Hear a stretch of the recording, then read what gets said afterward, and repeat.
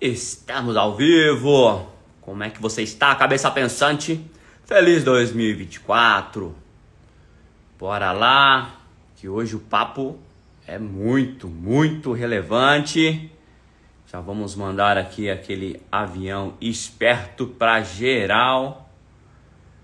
Nós vamos falar com o Michael, uma pessoa extraordinária que tem abençoado não só a vida das pessoas do Projeto Crescer, mas todos que passam pela Direito de Viver. Eles vão conhecer um pouco mais desse trabalho fantástico que ele executa.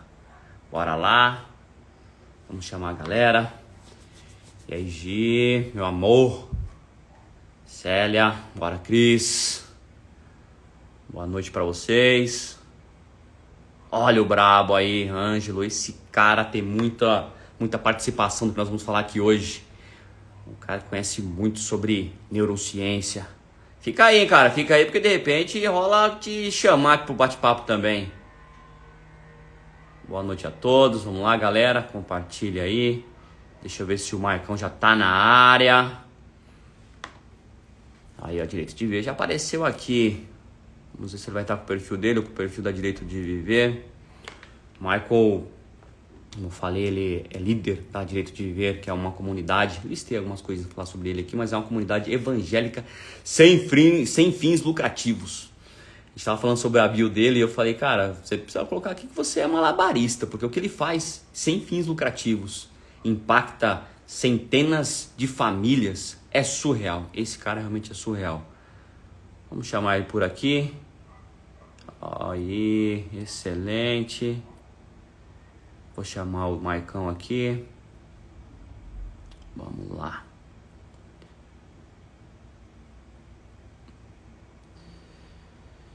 Bora.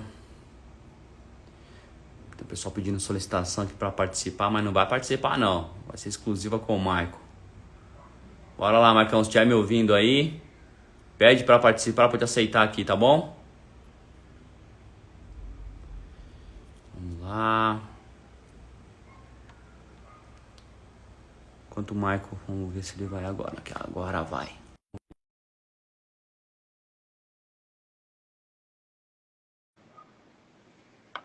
Vamos ver se chega. Se chegou, escreve aqui. Aê, deu certo. Bora! Tudo bem, cara? Beleza! Pô, que excelente. Obrigado aí pelo seu tempo, obrigado por falarmos de um tema tão latente. Eu confesso que eu fiquei assustado vendo algumas informações, alguns indicadores do que vem acontecendo com a nossa sociedade. Por 23% de aumento nos últimos 10 anos de pessoas, né, segundo o relatório, que consomem drogas, é muito alto. Isso, certamente, são as pessoas que, de alguma forma, foram captadas nessa pesquisa, porque tem uma série de pessoas, uma série de famílias que estão aí de uma forma mais concentrada, uma forma menos declarada, sofrendo disso também. E vamos falar um pouco sobre isso aqui, né? Entendo que é um tema que algumas pessoas talvez tenham dificuldade de se expor, sintam vergonha, mas é como eu digo, né? Quando a gente vai fazer o trabalho, que os caras que estão ali são guerreiros. Primeiro que eles decidiram levantar a mão e falar, preciso de ajuda. E o segundo porque eles estão pensando não só neles, mas em gerações que estão por vir, gerações que estão aí que eles vão impactar. Mas bora lá, vamos falar um pouquinho aqui, ó. Michael, pai, pastor, 47 anos, gosta de estudar, ler, fazendo agora tendo maior profundidade na gestão do terceiro setor. Já falei pro pessoal aqui um pouquinho, líder da Direito de Viver, comunidade evangélica, sem fins lucrativos, que tem como missão a reestruturação familiar, apoio drogadicto e conscientização sobre o uso e abuso de drogas psicotrópicas e prevenção através da orientação educacional. Caramba, cara, que trabalho. Você, de longe, é uma das pessoas que estão na minha lista que eu admiro. Admiro por colocar em prática o lance de viver cada dia e realmente entender que o que nós precisamos é recebido. Muito bem-vindo, cara. Muito obrigado por hoje e bora lá. É isso aí. Para mim é um prazer, uma honra. E bora lá, né? Falar desse assunto, contar um pouco de história e vamos aí transbordar na vida do pessoal, né? É isso aí. Essa live vai ficar gravada porque eu entendo que ela vai ecoar de alguma forma, vai chegar em outras famílias. No final, deixa o seu contato também, que é o mais importante aqui. Fala um pouquinho, né? que o que nos conectou foi realmente, acho que é o direcionamento de Deus nas nossas vidas, através de pessoas, basicamente pela Gi, pela Evelyn, pelo Johnny, que foram os idealizadores do Projeto Crescer. Uhum. E chegamos até vocês aí para fortalecer essa parceria que está indo para o 4º ano, cara. 4º ano. É isso aí. Tudo começa, na verdade, né, Ed? Boa noite aí, pessoal. Valeu quem está ao vivo, quem está com a gente. Né? Toda essa apresentação aí que o Ed trouxe sobre mim começou com uma história. Né? Tudo isso parte de um testemunho. Que há 24 anos atrás eu tive um problema com cocaína, com álcool, e de repente a minha vida se destrói. Eu me perco, eu vim lá da zona norte de São Paulo, região ali do Jardim Tremembé, e foi o que me levou ao centro de recuperação. Algumas pessoas me veem hoje lá e falam, como você chegou aqui? Eu falei, eu também fui um interno. E aí já dá uma bugada no pessoal, né? E aí eu conto rapidinho a história, mas o que me levou até a casa de recuperação, que na época chamava Renascer em Cristo, foi esse uso abusivo de drogas. E é o que você bem disse, os índices eles só trazem aí a ponta do iceberg, né? Porque muita coisa não entra nesse índice, por conta de preconceito e tantas outras coisas. Uma vez que eu chego lá, no ano de 99, precisamente 27 de dezembro de 99, um menino aí com a vida destruída, com toda uma história social que a minha família pôde me proporcionar. Então, eu só estudei em colégio particular, meu pai era dono de empresas, quebra aí já uns paradigmas, né? Que a droga só alcança a classe baixa, não é nada disso. Eu sei que num belo dia acabou tudo, e aí o passo fundamental, que é o processo de mudança, eu levantei a mão e falei, cara, eu preciso de socorro, não aguento mais. Eu tenho um cunhado que é pastor, e aí, através da vida dele, eu chego lá na casa de recuperação. E a partir dali, meu pastor, que foi meu mentor, meu líder, meu pai, a pessoa que me deu os fundamentos aí dessa nova vida, me tratou. Eu passo pelo processo, ele me convida para participar aí do time dele como voluntário. Eu fico por lá cerca de 4 anos, começo a namorar a filha dele, eles acabam sendo tocados por uma doença aí, né? E tanto ele quanto a esposa acabaram a falecer entre 2005 e 2006, e aí é onde surge o direito de viver. Na época que a gente chamava Renascer em Cristo, né? Mas tem uma igreja com esse nome, então a gente não podia usá-lo. E aí começamos essa busca, e eu entendia que era aquilo que eu queria fazer da minha vida. Eu falo sempre nessa história. Eu sei o que é ter dinheiro, eu sei o que é ter as oportunidades, eu vim de uma casa que me proporcionou tudo isso.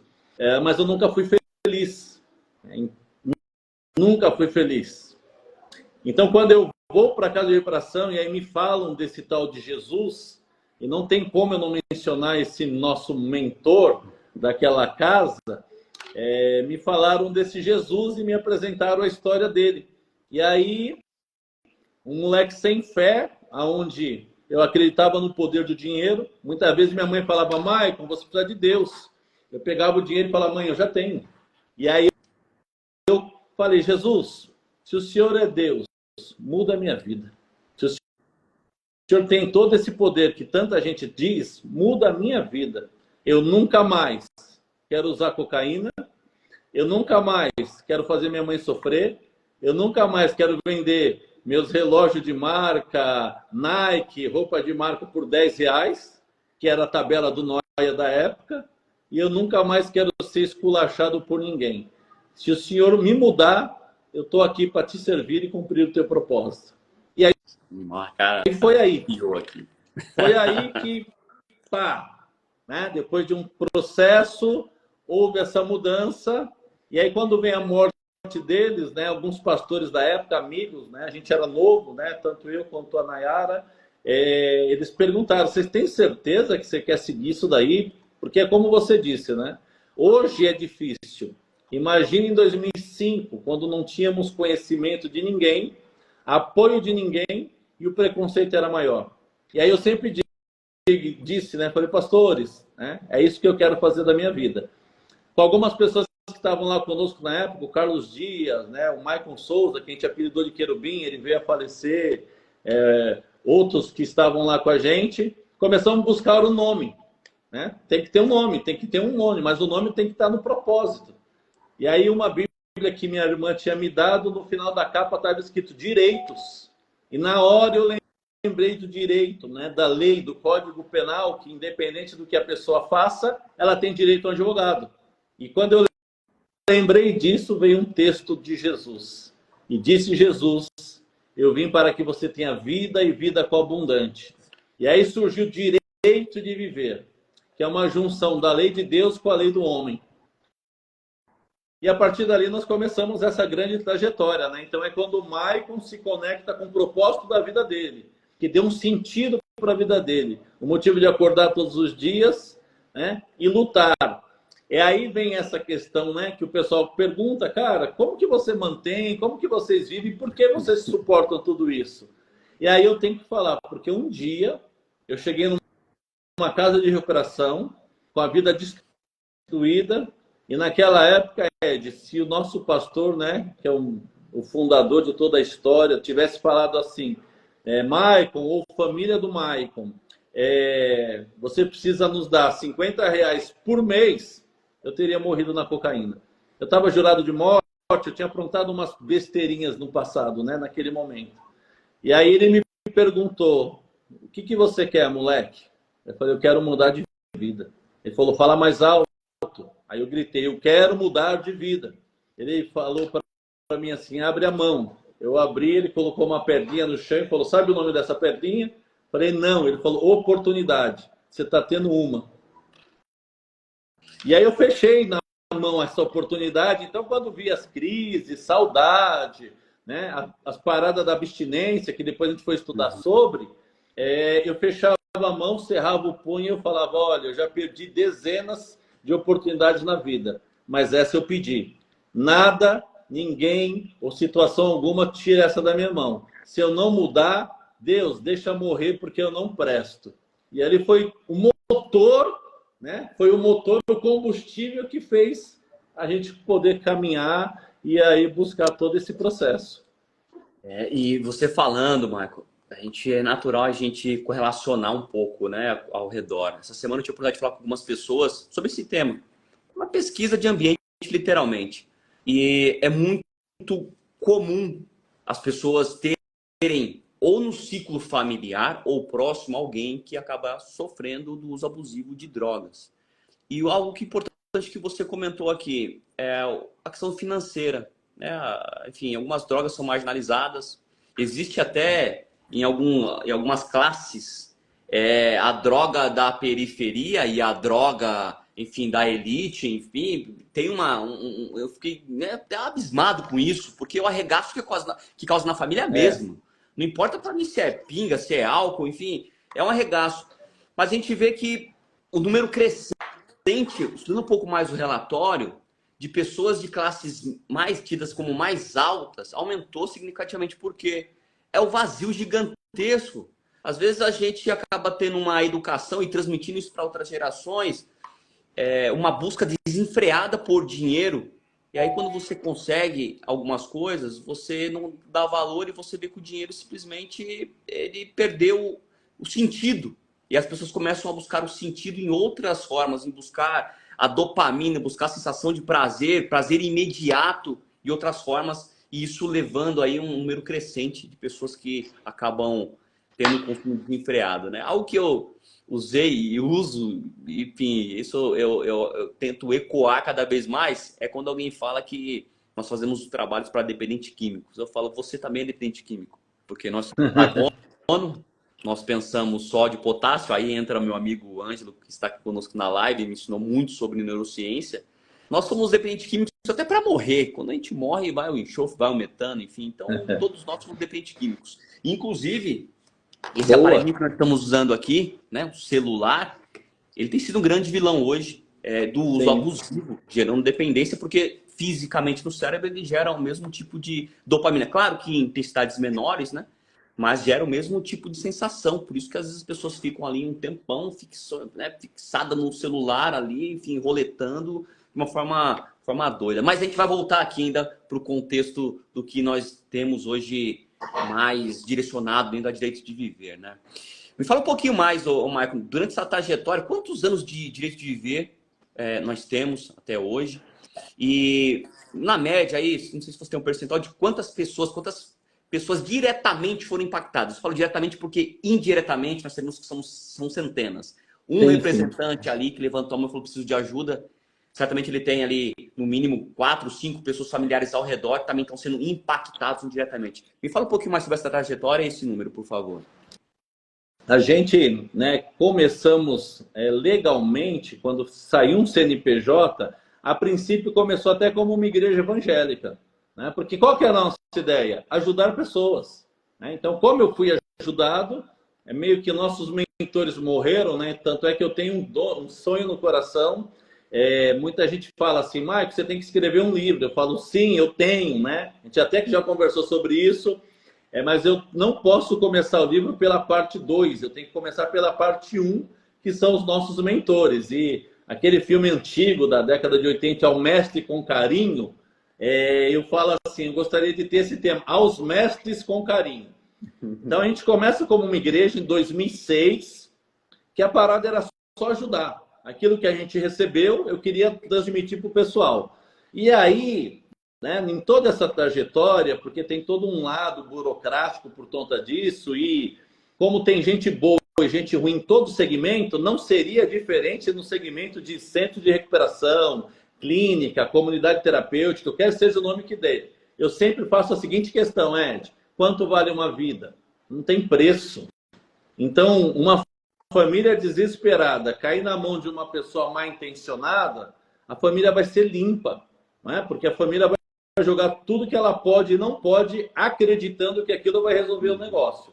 Enfim, surgiu um monte de leis e tal. Quando começou 2009, a gente começou a passar por um processo aí de vistoria, vigilância sanitária, Ministério Público, Prefeitura e tal, até que 2011 a gente funda a Comunidade Terapêutica Direito de Viver, que é a tal da CT, Comunidade Terapêutica. Mas de lá, desde esse começo, hoje a gente tem um sistema lá que dá para fazer o registro e esse acompanhamento, mas o nosso período mais negro, que foi 2014 a 2018, foi quando a gente foi interditado e fechado, nós pegamos os arquivos, né, do pessoal, as fichas, e começamos a contabilizar, porque a ideia era fazer contato com esse pessoal, porque quem conhece a casa, ou precisou dela, ou foi alcançado, é mais fácil de abraçar a causa. Naquele momento, até 2014 para 2015, a gente tinha um número lá de quase 5.000 fichas de pessoas que haviam passado lá. Fechou 15, a gente voltou em 18. 18 para cá, estamos aí para o nosso 4º ano. Nós temos aí cerca de 800 pessoas, porque veio agora uma capacidade máxima de 32 pessoas e mudou um pouco a mentalidade, né, em relação à quantidade. Mas já teve época lá que a gente já teve 70 pessoas lá dentro. E aí o pessoal, como o Maico fazia isso? A casa cheia, né, porque essa é a porta de entrada. Alguém batia na porta e chegava lá de qualquer jeito, às vezes encaminhado por alguém, por alguma igreja, ou chegava lá com a seguinte frase: olha, me disseram que vocês ajudam pessoas. Eu falei, cara, como você chegou até nós? Eu estava lá no centro de São Paulo. Eu falei, como que chegou? Não tinha hoje, né, a internet. E aí, muitas vezes, não foi uma nem duas que nós falávamos, não tem vaga, a casa está lotada. E a pessoa se ajoelhar na nossa frente, a família começar a chorar quando via com alguém. E muitas das vezes, eu ouvi várias vezes a pessoa falar assim, pelo amor de Deus, me ajuda. Qual é o link que eu sempre fiz? O Maicon, que chegou no dia 27 de dezembro de 99. Com o mesmo pedido de, pelo amor de Deus, me ajuda. Porque se eu tivesse voltado para casa, certamente eu teria sido morto. E aí eu falava assim, tá bom, não tem vaga, mas você aceita a gente arrumar um lugar para você? Cara, beleza. A gente arrumava umas caixas, colocava uns colchão, o pessoal que já estava há mais tempo cedia a cama dele para que esse cara novo dormisse na cama, era muito beliche na época, e esse mais antigo colocava o colchão ali, meio que improvisava esse acolhimento. Então, isso daí fez com que a gente movimentasse muita gente, né, nesse aspecto. E a grande pergunta é, qual que é o índice, Mike? Como que é o medido resultado? Vir falar publicamente de índice é muito bonito falar de número. A gente pode falar um percentual, a gente pode querer vender um produto, mas eu prefiro ser bem honesto. Não tem como falar índice, porque não dá para falar. É muito relativo isso. Eu já tive muitas surpresas lá. Do cara chegar lá e ficar...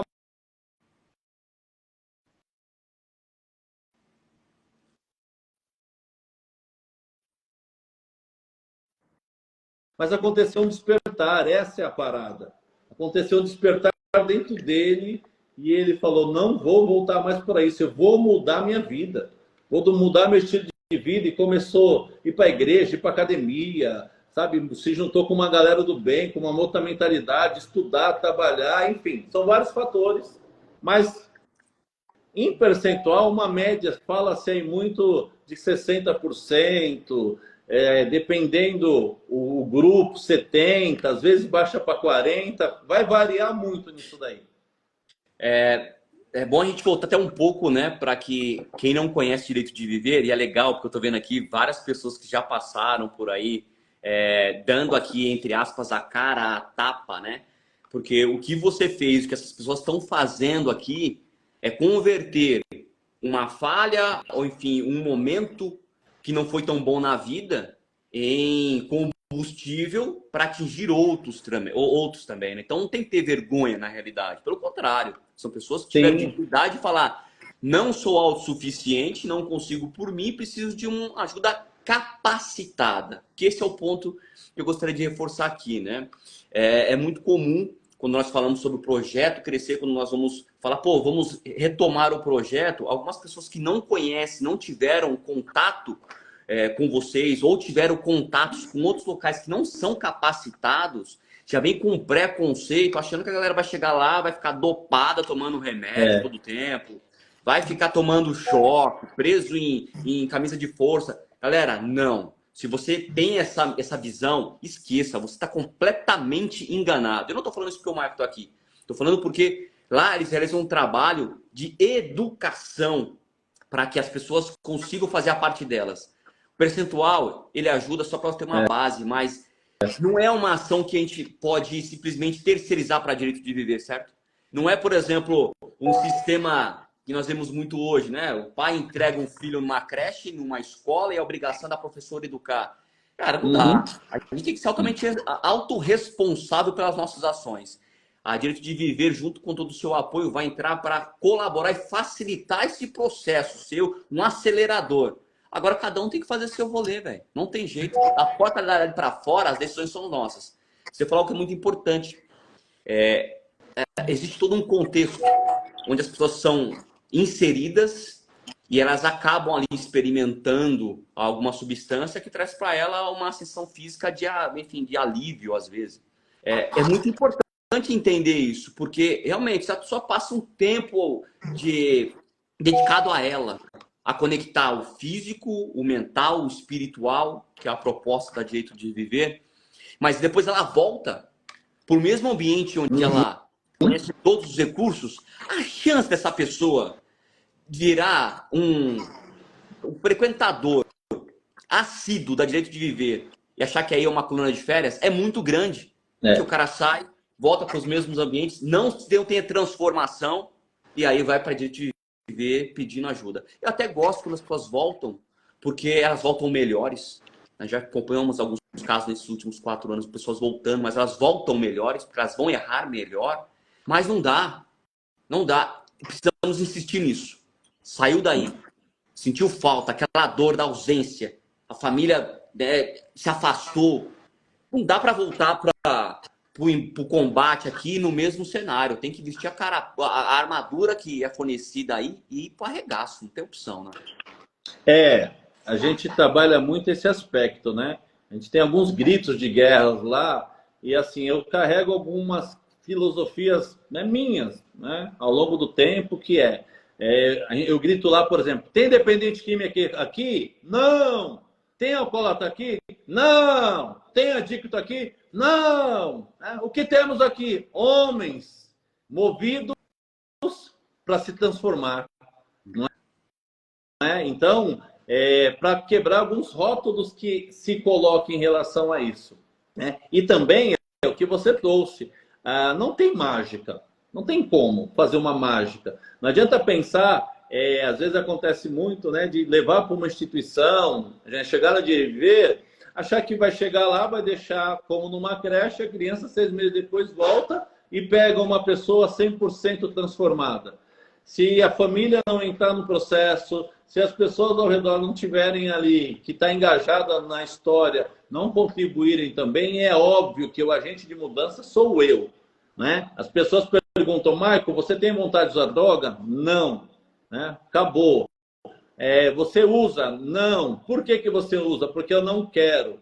Eu aprendi a controlar a minha vida, eu assumi o controle dela, através da minha fé, das ferramentas que eu aprendi, e eu não quero. Eu aprendi a ter qualidade de vida, aprendi a lidar que a droga não vai resolver meu problema, vai aumentar, não vai me deixar sociável, não vai me trazer amigos, vai trazer pessoas que querem se aproveitar, não vai me agregar em nada. Então não tem por que eu querer fazer uso dela. Né? Isso daí, né, algumas ferramentas que traz, porque tem que dar esse despertar. Eu tenho uma frase que eu falo muito lá para eles, né? Eu gosto muito de estar com eles, dando atividades, e aí eu falo, cara, recuperação é a guerra de um lobo solitário. Você tem que cair para dentro, independente do que aconteça, é com você, porque se der certo, vai ter um monte de mão que podem te aplaudir, mas se der merda, é você que vai colher a consequência, é você que vai se ferrar, é você que vai voltar para uma clínica, ou vão te jogar para a rua, ou vão falar que não tem mais jeito, ou vão colocar oportunidades, né? Eu já te dei a quinta, acabou. Então, meu irmão, tudo que for possível e impossível, faça. Se você está vendo que não está dando conta, é o que você falou. Peça socorro, peça ajuda, vem para cá, passa um fim de semana, liga para a gente, fala com outras pessoas, mas faça de tudo, porque eu trago alguns conceitos. Ninguém vai colocar uma metralhadora na tua cabeça para falar você bebe ou fuma. Suas pernas vai te levar. Trava elas e não vá, porque a volta ao uso é destruidor e é só você que vai perder. Né? A maior prejudicado é a pessoa. Né? Porque aí eu trago algumas histórias. Né? Minha família, né? Meu pai era dono de construtora, então leva-se quantos anos para construir um prédio, uma torre de 20 andares? É muitos anos. Você vê ela sendo implodida em segundos. Para destruir é rapidinho. Nossa, essa eu vou até anotar aqui, cara, de fato.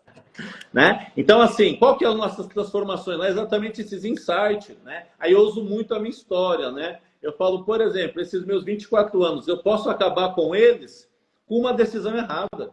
É só eu tomar uma decisão errada, é só eu sair da de viver, né? E aí eu trabalho isso, né? Eu saio de lá presidente e gestor numa quarta-feira como hoje à tarde e volto amanhã, quinta de manhã, como interno. É só eu virar uma chave aqui, né? E sair fazendo um monte de meleca. E aqui o que vai acontecer? Eu vou perder tudo que eu construí em 24 anos. Vale a pena, pessoal? Alguns segundos de prazer? Vale a pena essa troca? Então vamos pensar, vamos ser inteligentes. Vamos ser malandro, eu falo com ele, vamos ser malandro, vamos usar essa malandragem da maneira, né, inteligente, de inteligência emocional, não vale, meu amigo. Então segura no osso do peito, né? Vai correr, vai gritar, sabe? Vai para uma igreja, vai para um grupo de apoio, vai atrás de um psicólogo, se tranca na sua casa, mas não ceda aquilo que a tua mente está tentando te sabotar naquele momento. Porque não tem remédio que vai segurar.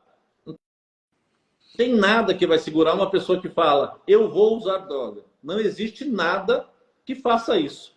Eu até falo numa questão espiritual, né, religiosa, né, com eles, que eu desconstruo algumas ideias, né, que se tem, e eu falo, irmão, se eu bater no pé agora e falar, eu vou sair para desandar, Deus não vai enviar um anjo para arrancar o motor do meu carro, o outro anjo para furar os 4 pneus, e o outro para poder cancelar meu acesso às contas. Eu vou, irmão. Porque tem algo chamado poder de escolha. Mas a questão é você se ressignificar e falar, eu não quero mais, eu não preciso mais, eu já aprendi. Né? Eu aprendi a lição. E aí a gente vai construindo, né, toda uma mentalidade. Porque é uma luta muito grande.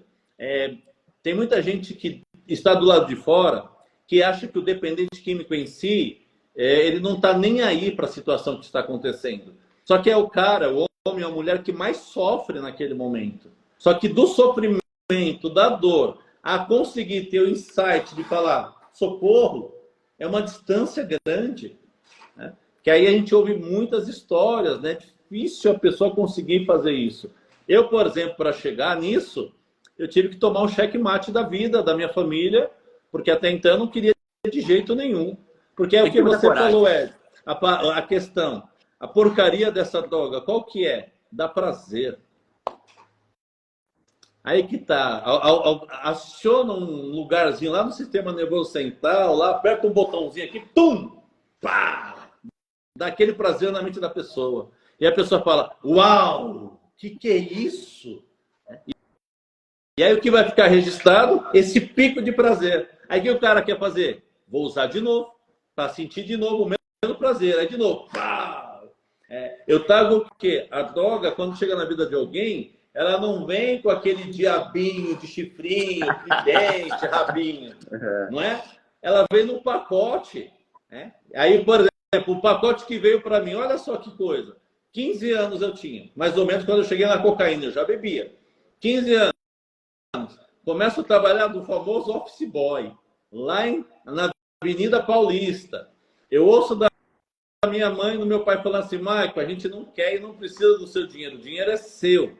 As minhas irmãs tinham regras. Eu sou filho mais novo de 3 mulheres mais velhas.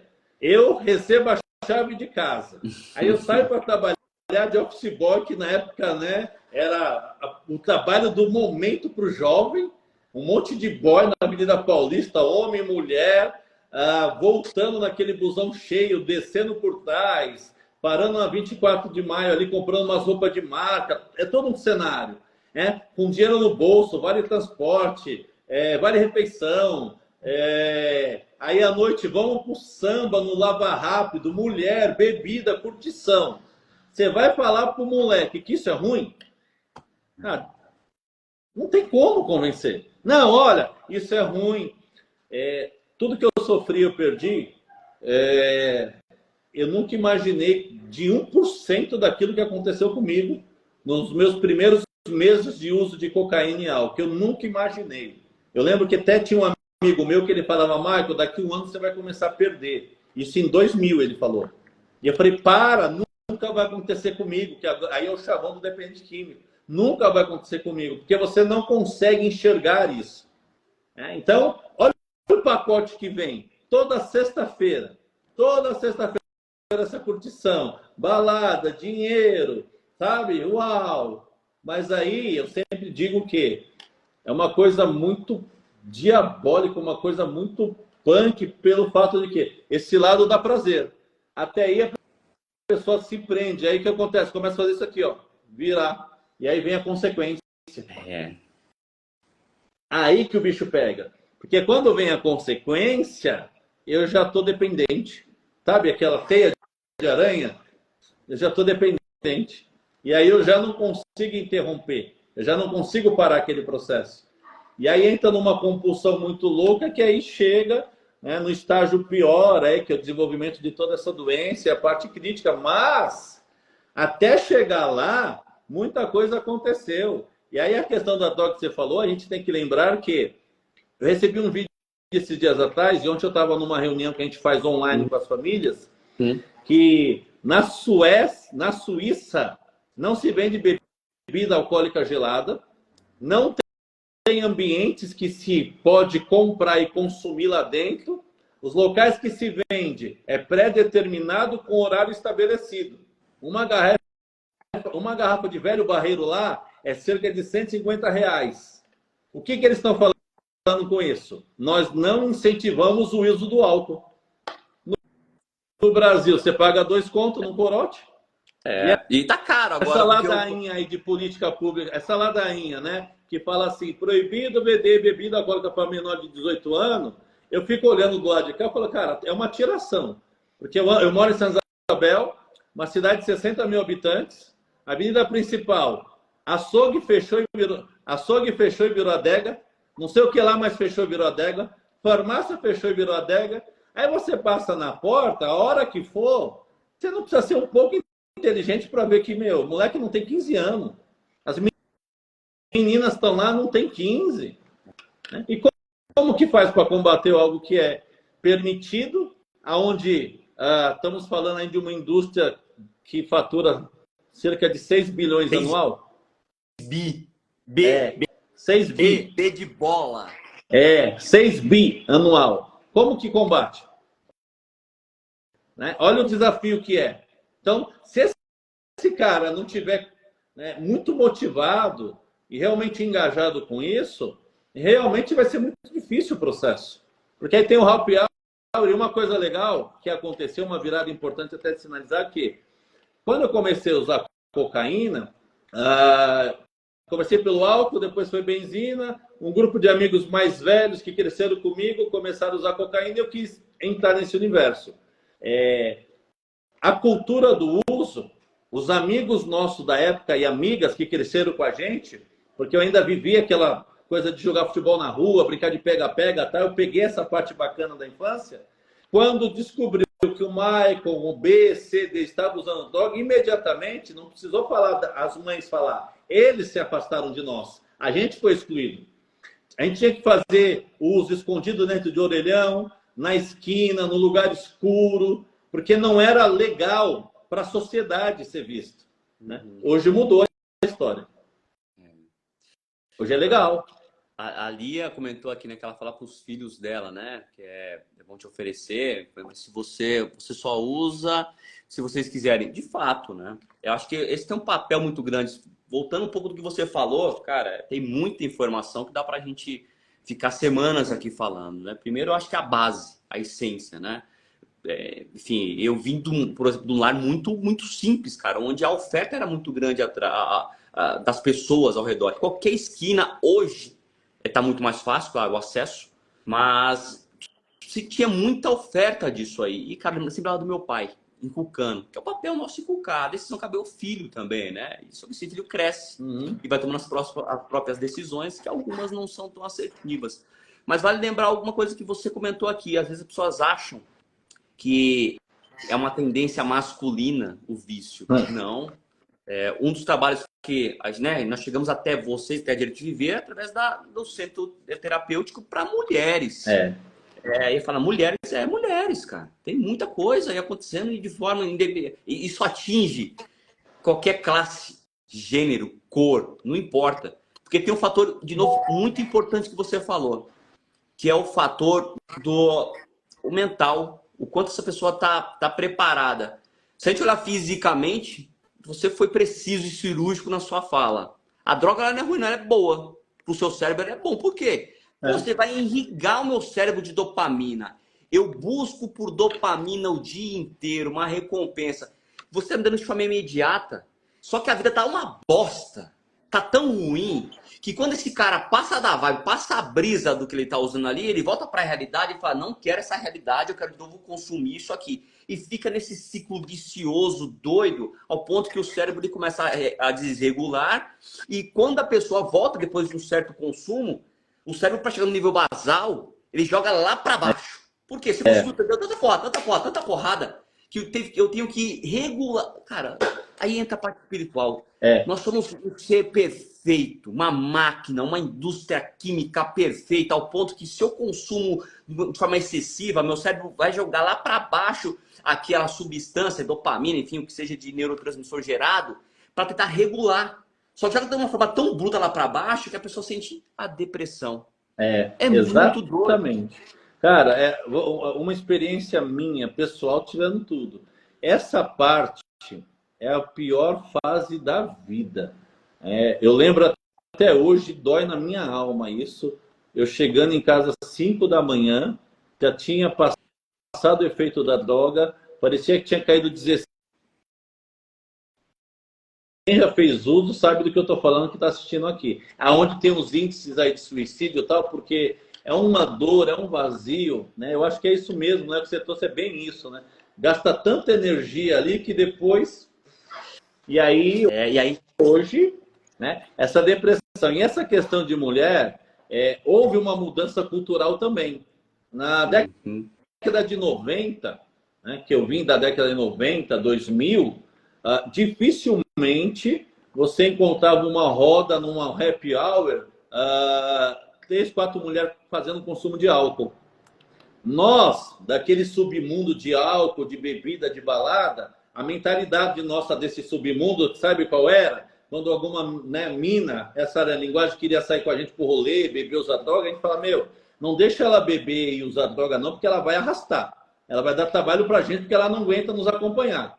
Hoje, meu irmão, é o contrário. A mulherada fala, não vamos sair com esse cara não, porque esse cara não aguenta nós. Né? Então, esse consumo de álcool e droga na questão das mulheres hoje é muito alto o percentual. E vale lembrar que fica muito rotulado a questão da Cracolândia, fica muito rotulado ver esse público específico, mas a sujeirinha no início que você falou que está embaixo do tapete, que ninguém percebe, passa batido. Passa batido, que tem de pessoas supostamente normais aos olhos dos outros, que tem uma vida acima de suspeita, que está fazendo uso de cocaína no trabalho, que está bebendo aí tranquilamente. A gente tem muitos índices aí de pessoas que andam com garrafinhas de energéticos, achando que não é droga, o energético é outra parada, que está passando batido, que é o maior índice. E aí esse índice não entra no percentual. Tenho certeza que aquele percentual do que foi feito de estudo, ele foi analisado com base em dados catalogados, né? Eu já fui em igreja, Ed. Eu já fui em igrejas pequenas, média e grande, independente. Já fui em várias. Né? A hora pregar, a hora dar uma reunião, que no final alguém chegar em mim, meio no pé do meu ouvido. Pastor, fala, passa seu número. Sabe? Como se estivéssemos cometendo um crime. E eu dar... A pessoa, ou no mesmo dia ou no outro, me mandar mensagem, olha, sabe o que é? Meu filho, meu parente, alguém da minha casa está com problema. E aí eu ouvi o senhor falar e eu fiquei com vergonha de falar. Né? E agora eu estou te chamando aqui. Mas, por favor, não fala para ninguém.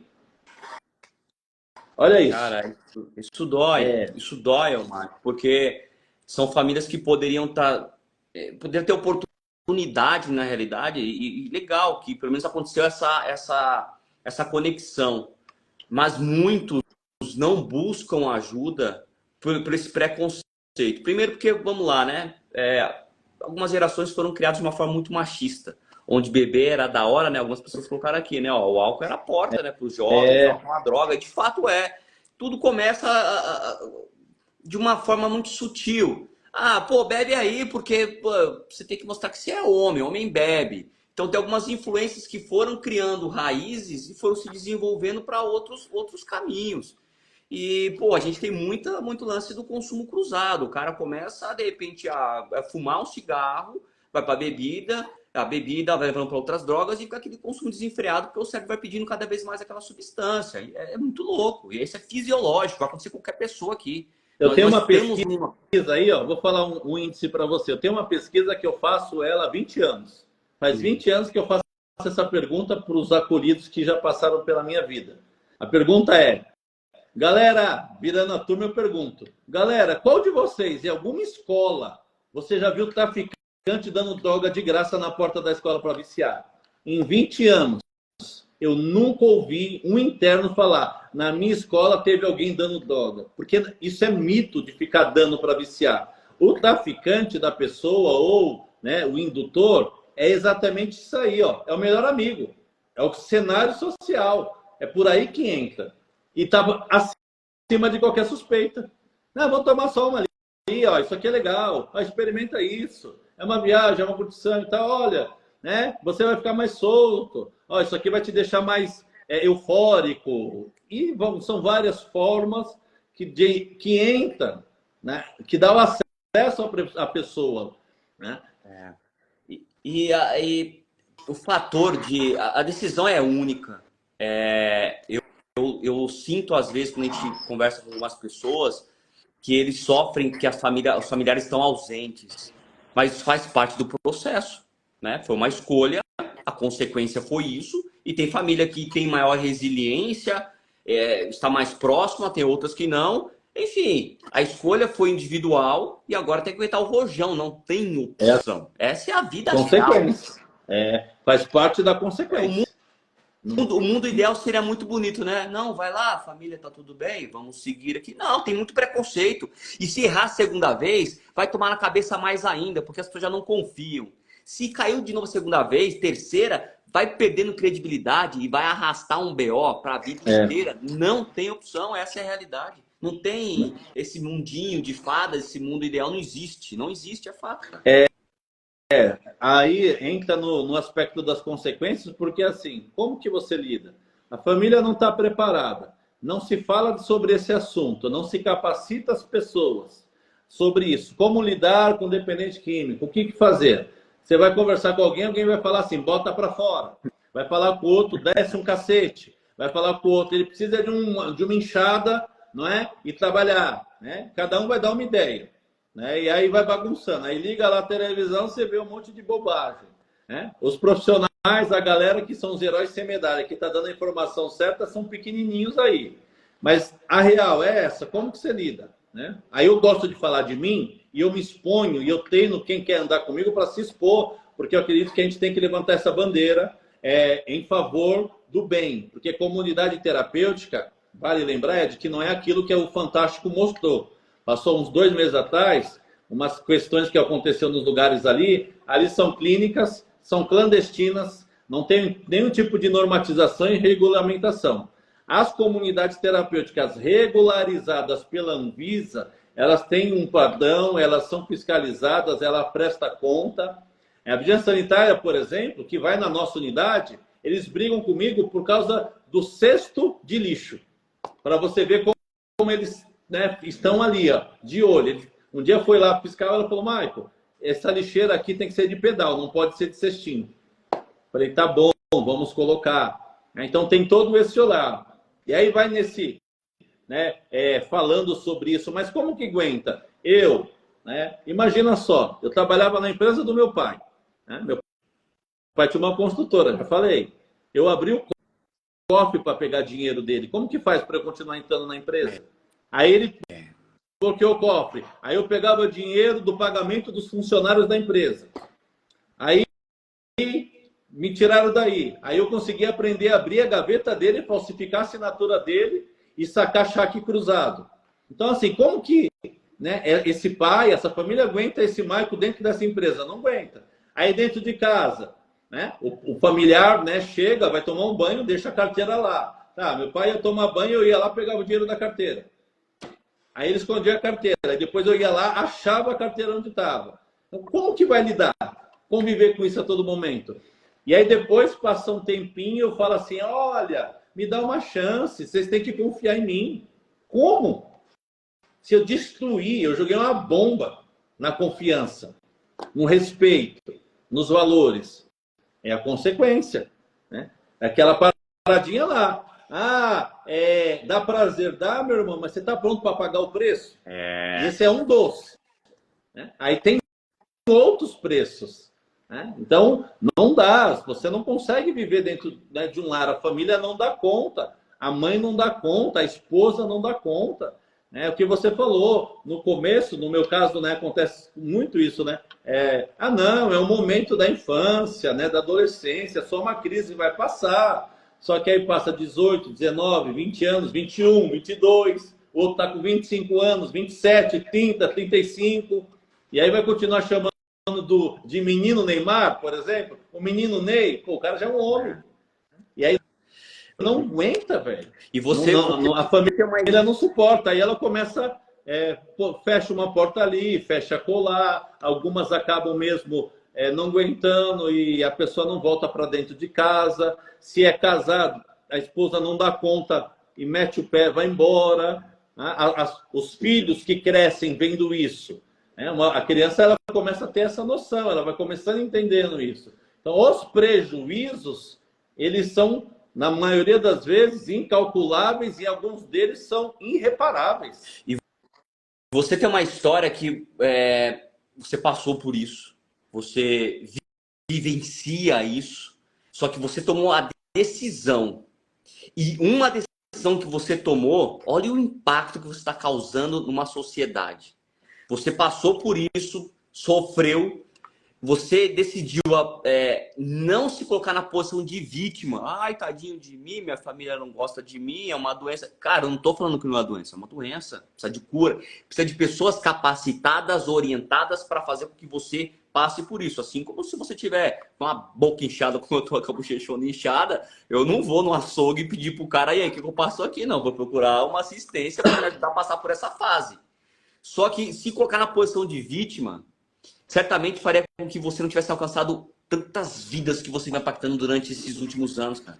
Exatamente. Vai doer, mas todo mundo, todas as pessoas que já, os acolhidos passaram por aí, eles podem colocar a carapuça ou aceitar o rótulo de que, pô, sou adicto, ex-adicto, enfim, qualquer outro rótulo que vão colocar em geral, ou falar, fui, entendi, e agora eu sou um mensageiro, eu vou entregar isso para mais pessoas, embora, meter o pé, porque tem um monte de pessoas que precisam ser impactadas, e é diferente, eu, Ed, que não passei por isso, falar, e o Maicon falar, as pessoas que estão aqui, que entraram, que passaram por aí, chegar e falar com alguém lá na ponta, gera uma sensibilidade muito maior, porque sofreu sobre aquilo ali, consegue se conectar, entender a realidade de uma forma muito mais sutil. Então, acho que a gente não pode se calar. Esse tipo de informação deveria ecoar, inclusive, nas famílias, deveria ser tema fundamental nas escolas, enfim, se perdeu isso. Eu lembro quando eu era criança, tinha a educação moral e cívica. Educação moral e Uau. cívica. Poxa, nós falávamos sobre isso abertamente. Em Santa Isabel, eu não lembro qual foi o último ano, se tiver alguém de Santa Isabel aqui assistindo e se tiver informação, pode até colocar aí. Que teve o ProERD aqui, que é um trabalho da Polícia Militar que faz um trabalho de conscientização sobre o assunto. Existe aí, se eu não me engano, é 26 de junho, o Dia Mundial sobre o Combate a Drogas. E aí, eu lembro que eu participei de uma reunião em Santa Isabel, né, para tratar desse assunto. E aí, na hora, tinha algumas autoridades lá, eu falei, gente, desculpa, achar que a gente vai pegar uma semana ou um dia, fazer um movimentozinho aqui vai resolver, não vai resolver. Isso tem que ser mensal, isso tem que ficar martelando, tem que colocar a cara para falar do assunto, né? E falar, droga mata. Como eu falei, quem está usando não quer nem saber disso, Pedro. É outra conversa. Né? Que engorda. Assunto engorda. Tem uma geração obesa. Saber todo mundo sabe, só que tem que ser mais político, eu concordo. Exatamente. Então, o que é? É levantar a bandeira mesmo e falar. E eu também trabalho essa questão. E lá, eu falo muito sobre isso. Eu não fico com uma placa na minha testa. Sou adicto, sou adicto, sou adicto. Sou nada, velho. Não sou adicto nada. Eu me chamo Maicon Robson da Silva. Tenho 47 anos, tenho uma história. Um dia eu escolhi usar droga e um dia eu falei, não uso mais e ponto final. Acabou. Não tem essa. Né? É o que você falou, né? Eu gosto muito de ilustração porque dá sentido. Pô, você tá com uma dor de dente, você vai no dentista, acabou. O outro vai no médico, faz o tratamento dele lá e tá tudo certo, não é? E aí eu uso até uma ilustração para dar sentido no que a gente ensina. A mulher, quando vai no ginecologista, ela aposta que vai? Ela fica colocando no Facebook? Não. Ela simplesmente diz, vou ao médico. Não é assim? Ponto final. Se é com o marido, vai dividir de uma forma. Se é com os pais, de outra. Na empresa, vai falar, eu tenho uma consulta, não dá para marcar, eu vou trazer meu atestado. Ponto. No momento da consulta, não fica fazendo selfie, não é assim? Por quê? É uma coisa particular e íntima. Eu não sou a favor, né, dessa galera ficar com essa divulgação toda acerca disso. A gente tem que falar do resultado. Né? E não ficar falando, tô indo isso, indo aquilo outro. Filho, isso é particular, isso é seu. Você não pode ir numa entrevista de emprego e a pessoa perguntar, se apresenta. E você chega lá e se apresenta, meu nome é Maicon, eu já usei droga, eu roubei o cofre do meu pai, eu roubei o meu cunhado, eu fazia isso. Irmão, isso faz 25 anos. Né? Meu nome é Maicon, eu trabalho com vendas, fiz curso disso, daquilo, outro, tenho habilidade para trabalhar em equipe e você vai vender teu produto. Esse testemunho já foi. Então, essa simbologia dá esse sentido, e aí de levantar essa bandeira mesmo, e a gente vinha aqui para poder falar, sim, existe uma saída, existe um caminho, tem centenas de milhares de pessoas que estão muito bem hoje, que estão vivendo uma vida de vitória, né? E estão conseguindo desfrutar, e cada um na sua proporção, né? O índice não é pequeno, o índice é muito grande, é que as pessoas, muitas das vezes, acabam não trazendo isso, né? Não falando sobre, porque nós entendemos que é uma mudança do estilo de vida.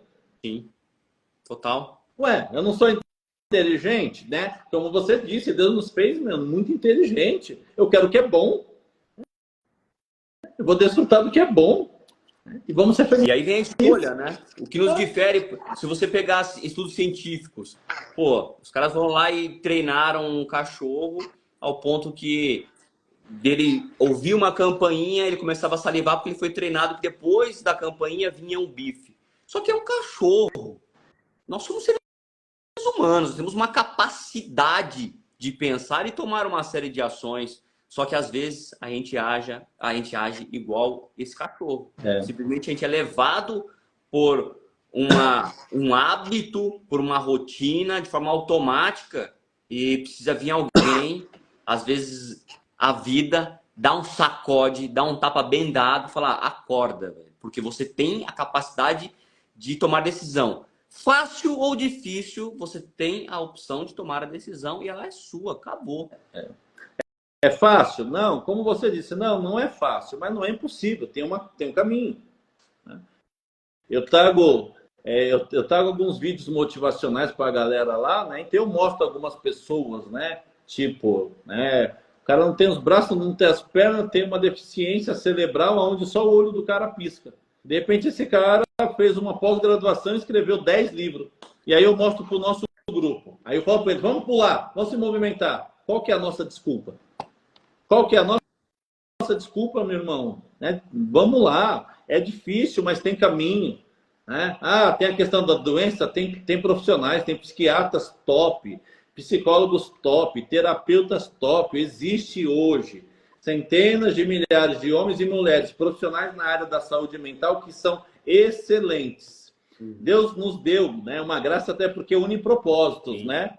Então, gente do bem, eu tenho, né, conheço muita gente, né, nesse segmento aí, homens, mulheres, né, psicólogos que são sensacionais, psiquiatras que são sensacionais, que quebram essa ideia. Ah, vai lá no psiquiatra, vai trocar uma droga por outra. Ah, para com essa balela.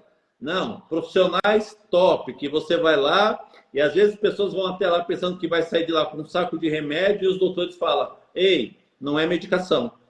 Vamos buscar outra atividade?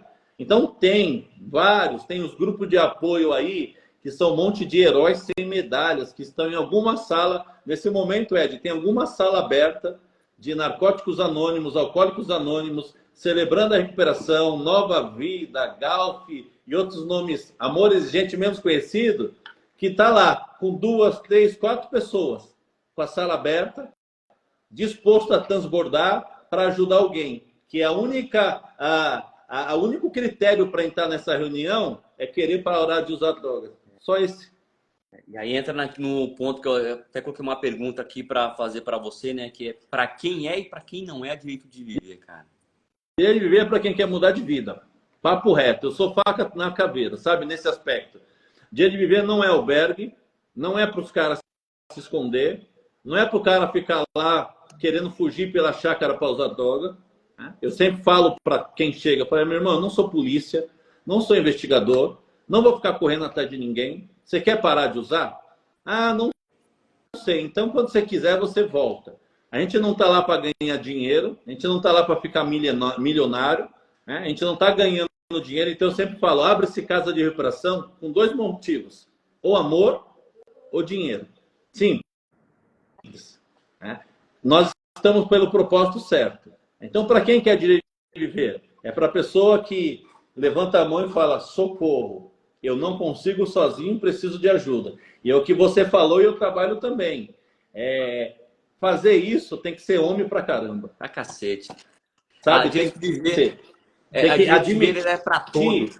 levantar a mão e falar, ó, fiz merda, né? Sou um bosta, mas eu quero mudar essa história. Me ajuda.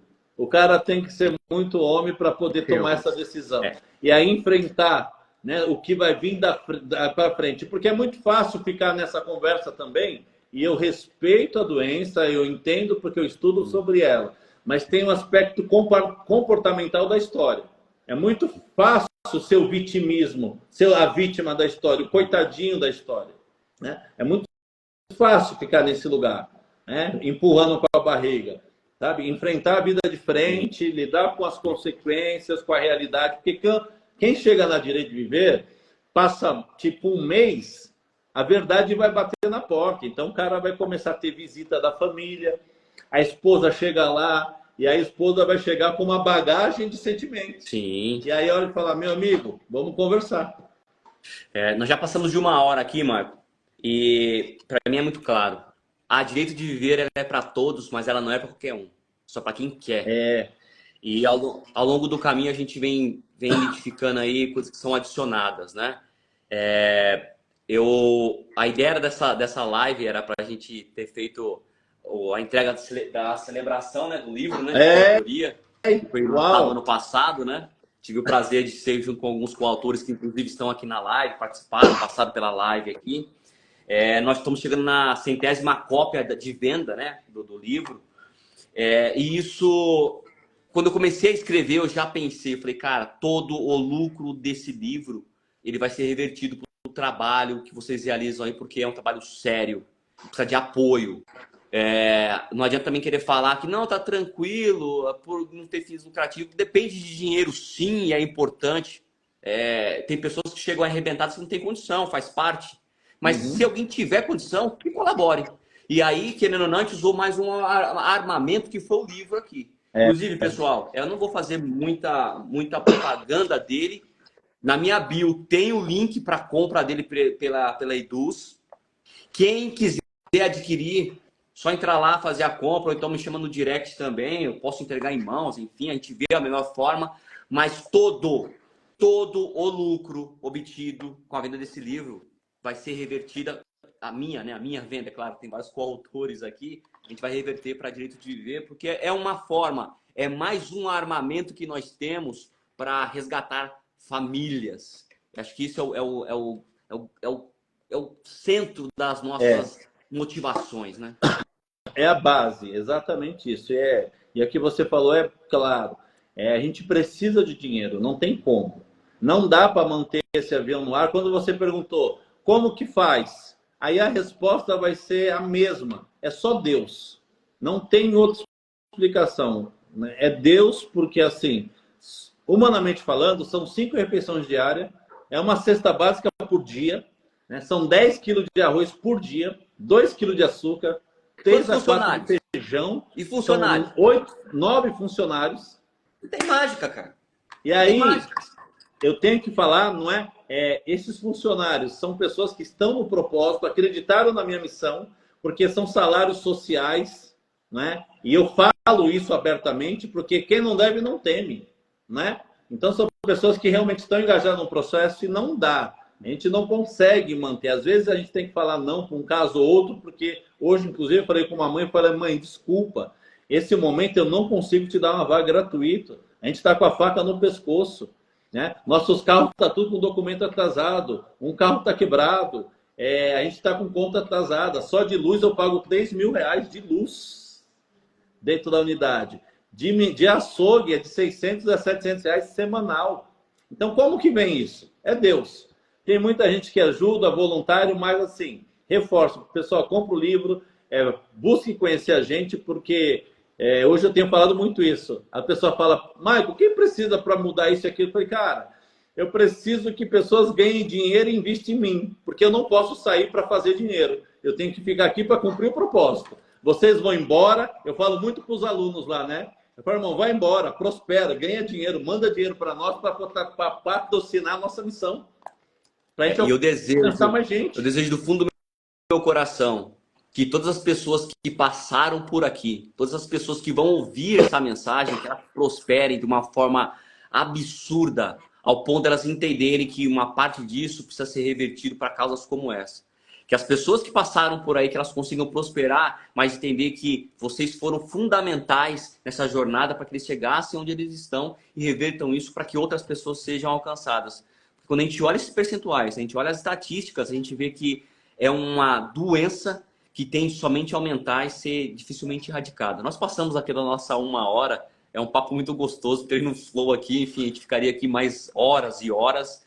Eu queria encerrar, Michael, primeiro com a sua, enfim, uma mensagem que deixar para quem passou aqui sobre o trabalho que vocês fazem e deixe, por favor, os contatos para quem tiver interesse para falar diretamente com você. E eu também deixo aqui a minha disponibilidade para fazer essa ponte de forma, claro, sigilosa. Eu sei que tem toda uma série de preconceitos ainda quanto ao tema, mas a gente vem fazendo aí essa ponte com você em vários casos e tem surtido grandes efeitos. Então, a palavra é sua para encerramento e os contatos, por favor. Valeu. Primeiro, direcionar para o meu povo, que é a bandeira que eu carrego, né? Que de repente você assistiu, vai assistir e tem problema de droga e ouviu minha história. Vou te falar uma frase que eu carrego ela: vale a pena. Peça ajuda, vale a pena. Não tem preço a vida que a gente desfruta depois que a gente encontra esse outro lado da história. O resto do pessoal, nós estamos ali na cidade de São Isabel. Aí no nosso Insta tem nossos contatos, né? Meu WhatsApp corporativo, né? Porque a gente não tem vida pessoal, 995756981. 11 995756981. Entre em contato comigo, um aconselhamento, uma consultoria, tirar uma dúvida. Mas quero fazer uma contribuição, quero ser um parceiro do projeto. Entre em contato com a gente e, acima de tudo, né, o projeto crescer, o Ed chegou até nós em cima disso daí. Né? O que eu posso fazer pelo próximo? Marque uma visita, venha nos conhecer. Eu tenho certeza que você vai se apaixonar por esta causa. Deus abençoe a todos. E uma frase que a gente carrega desde a reforma: juntos podemos. Cara, isso. Obrigado pelo seu tempo, muito valioso aqui. Essa vai ficar salva, vamos propagar, fazer alguns recortes para que mais famílias sejam alcançadas. Já vamos organizar, vou te chamar depois offline para a gente ver assim, algumas coisas desse início de ano. Eu sei que é desafiador, a questão dos carros, enfim, mas a gente tem certeza que vai dar certo. E também marcar para entregar isso aí, esse livro aqui. Isso aí. E levar Filhos da casa, compra o livro. Quem está aí, ó, vamos lá. Entra aí no bio e compra o livro. Deus abençoe. Valeu, Amém. meu amigo. Um grande abraço. Fica com Deus. Valeu.